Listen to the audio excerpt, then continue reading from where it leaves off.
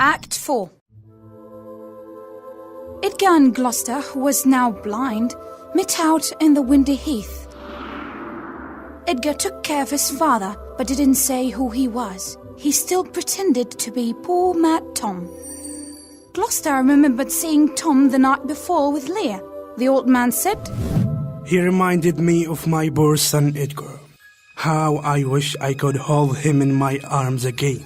Though I will never be able to see him now, we are like flies, and the gods are like cruel little boys that torment and kill us for fun."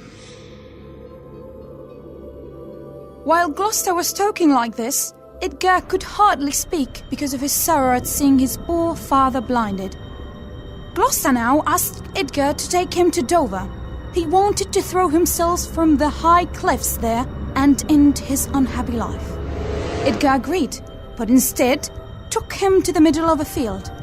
Gloucester jumped, but of course he only fell to the ground. Edgar lifted him up, pretending to be a friendly stranger. He allowed his father to think that he had fallen and survived by a miracle. Meanwhile, Goneril had fallen in love with Edmund. She now despised her own husband, the Duke of Albany, as a weak person. On the other hand, Albany had come to hate what Goneril, Regan, Cornwall and Edmund between them had done. He told his wife, "You are not worth the dust which the road wind blows in your face." Then a messenger brought the news that the Duke of Cornwall had died after the servants' attack during the blinding of Gloucester. Goneril was immediately worried by this news. It meant that his sister Regan was now a widow and might marry the man she now wanted for herself, Edmund. Albany's mind was on something very different. He now understood that Edmund had betrayed his own father to Cornwall's cruelty, and he was very angry. He decided to punish Edmund for being such a terrible traitor. At this point, the King of France had to return to France, leaving Cordelia near Dover with his army. There, she read Kent's letter telling her about Lear's fall into madness. Lear was now in Dover, but he felt too ashamed of the way he had behaved towards Cordelia to see her. Gloucester and Edgar met Lear covered in wild flowers and out of his mind.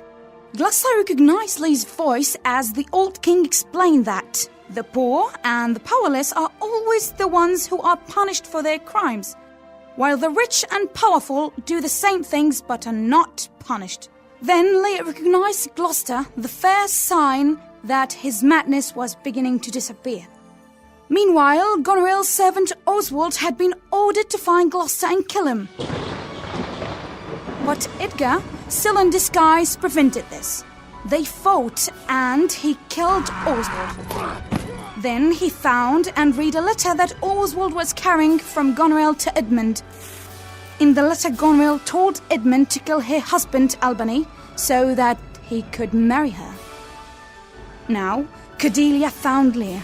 She was very sad to see him mad. Her doctor gave him medicine to make him well again. "How's the king?"